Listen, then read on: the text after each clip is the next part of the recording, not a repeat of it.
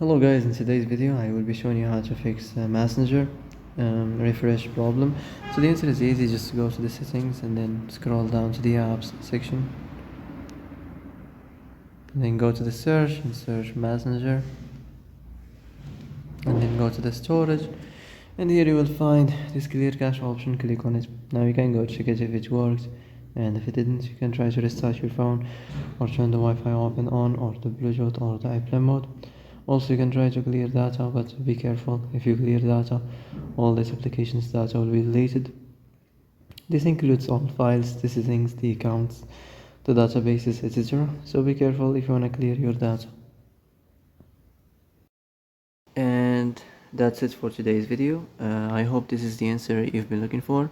If you like this video, don't forget to like and subscribe, and see you in the next video. Thanks for watching.